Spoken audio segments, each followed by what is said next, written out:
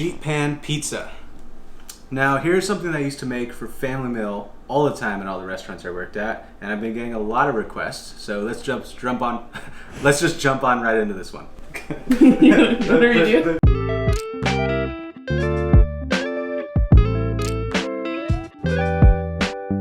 Okay, for the dough, I'm using a scale. I highly recommend you get one. Add in the flour, followed by the cornmeal, warm water, yeast, oil, then your honey, that goes into the flour, then your salt. I should also mention that you want to start this dough about 6 hours before you plan on serving this guy. Then just toss that dough into a bowl that is large enough to take about triple the size. Then just cover that up with some plastic wrap and set that aside. You can also let this go overnight if you want to just prepare the day before, but at least 6 hours I would say to proof this guy. Yellow can San Marzano tomatoes. This is what I'm using for the sauce. This is what I always use for the sauce. You want to get the stuff that is whole and peeled just like this. Just toss in those tomatoes, and then I like to just crush them up with my hands, just like that, nice and rustic. Then just save this juice for something else. Red pepper.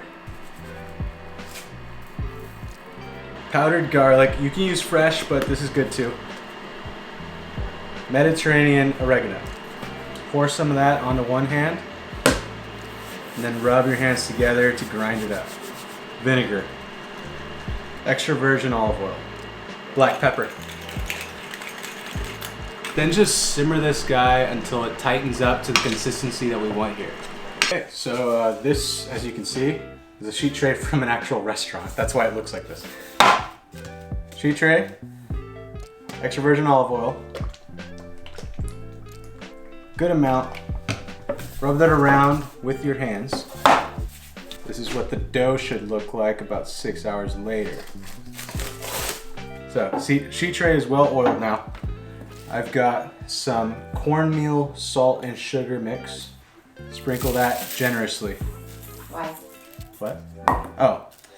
So I'm just coating the sheet tray with the cornmeal mix so the dough doesn't stick. So if you don't do this step, you might have some pizza sticking to your pan. Pizza dough down. Take some olive oil, one hand, rub your hands together, and then just spread it out.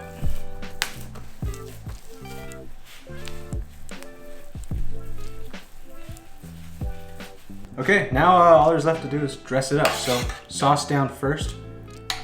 And also just be generous with your sauce too, because then it can get a little dry. And then you can just use whatever cheese you want. Actually, just use whatever toppings you want, really. I'm gonna do some fresh mozz just all over. The shredded stuff is good too, that's totally fine. And some roni. Then I'll just season this with some black pepper all over. Now here's the trick to crispy crust. Take this, put that down on your burner, and of course flip sides. So doing this, it's like the equivalent to having a pizza stone in your oven. You're heating up that bottom so it's initially hot before you toss it in, and you don't have like a soggy bottom. Garlic powder, citric acid,